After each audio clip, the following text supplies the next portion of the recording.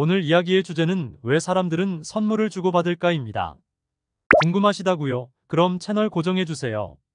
누군가에게 선물을 준다는 것은 어떤 의미일까요? 사랑을 고백하기 위한 선물, 부모님에게 감사하는 마음을 전달하기 위한 선물, 나를 가르쳐 주신 스승님에 대한 선물, 종류가 참으로 많이 있습니다. 그러면 선물을 준비할 때 주는 사람의 마음은 어떨까요? 당연히 고마움과 사랑이 담겨 있습니다. 반면에 선물을 받는 사람일 때 마음은 기쁨, 행복이 있습니다. 오늘날 우리는 근대 자본주의 사회에 물들어 버린 인간입니다. 그 이전에 자본주의 사회가 아닌 사람들을 만나봐야 되겠죠. 바로 근대 사회가 들어가기 전 인디언 부족입니다. 이것을 연구한 학자들에 있습니다. 증여론이라는 책을 쓴 마르셀 모스입니다. 1872년생인 그는 프랑스의 사회학자이면서 인류학자입니다. 그가 이런 공부를 하게 된 이유가 삼촌인 에밀 듀르켐이 먼저 사회학을 공부하고 있어서 큰 영향을 받았습니다. 그렇게 연구 끝에 탄생한 책 증여론은 당시 학자들 사이에서 큰 관심을 받았습니다. 처음에 비판하는 학자들도 있었지만 나중에는 많은 학자들에게 큰 영향을 미쳤다고 합니다. 그중 한 명이 바로 구조주의 이름으로 현대 철학에 영향을 끼친 레비스트로스입니다. 이분에 대한 이야기는 나중에 제작할 예정입니다. 그 이후에 21세기에는 비종교학자로 알려진 카렌 암스트롱의 저서 추기시대 초반에 자주 포틀레치가 언급이 됩니다. 자, 포틀레치가 도대체 무엇인가요? 아메리카 북서부 대륙 해안가에 살고 있는 인디언 부족이 살고 있었습니다. 오늘날 시애틀, 밴쿠버 있는 지역이라고 할 수 있겠습니다. 이곳에 거주한 인디언 부족은 정기적으로 포틀레치 의례 혹은 축제하는데요. 포틀레치란 일종의 나눔 축제입니다. 특히나 자녀의 탄생이나 성인식, 새집의 준공식 등의 가족이나 친지, 마을 사람들을 초대하여 베푸는 축하연이었습니다. 포틀레치는 치누크어로 소비한다라는 뜻을 가지고 있습니다.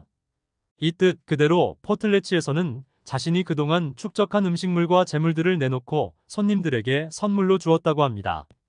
문화인류학자 마빈 해리스는 이 풍습에 대해 생산력이 불균등한 종족 구성원들 사이에서 부를 재분배하고 잉여 생산물을 해소하는 메커니즘이었다고 해석했습니다. 그의 해석으로부터 개인이나 기업이 부를 사회에 환원함으로써 불균등 해소에 기여하는 포틀레치 경제라는 개념이 탄생하기도 했습니다. 근데 좀 더 들여다보면 더 흥미로운 것이 있습니다. 주인이 이웃부족을 초대했으면 아낌없이 나눠줘야 합니다. 즉 나눔, 배품을 실천하는 거라고 할 수 있습니다. 그러면 초대받은 자들은 절대로 그것을 거부할 수 없는 암묵적 규칙이 존재합니다. 상대방에게 이렇게 크게 받았다면 나중에 초대받은 자는 본인 차례가 오면 더 크게 보답을 해야 됩니다.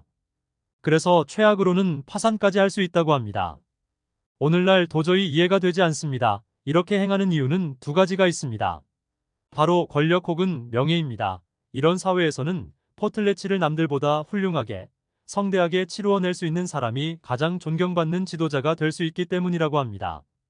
그럼으로써 사람들의 인정을 받게 되면 내놓은 물질들을 상쇄할 수 있는 막강한 권력이 따라오게 됩니다. 두 번째는 사회적인 관계성을 유지하기 위함이라고 합니다. 부족 사회에서 절대로 혼자 살아갈 수 없는 곳입니다. 공동체 생활에서 혼자 있다는 것은 곧 외톨이 혹은 죽음을 의미하기도 합니다. 대가족인 경우 혹은 단체에 식사할 때 혼자서 먹을 수 없습니다. 나눔과 배품을 통해서 정이 쌓트인다고 하잖아요. 바로 마르셀 모스는 이런 지점을 포착을 했지요. 그래서 증여론에서 선물을 주고받을 때는 어떤 대가를 바라지 않고 주는 마음이 인간의 내면에 있다고 보고 있다고 합니다. 마지막으로 증여론에서 이런 내용을 언급합니다. 어떤 사람에게서 무엇가를 받는 것은 그의 정신적인 본질, 즉 영혼의 일부를 받는 것이기 때문이다. 그러한 물건을 간직하는 것은 위험하며 죽음을 초래한다.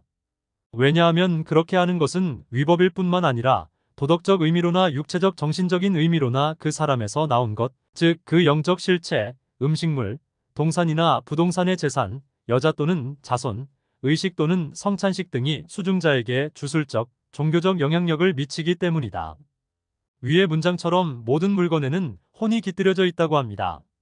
상대방의 물건을 받은 것은 간직하는 것이 아니라 순환이 핵심입니다.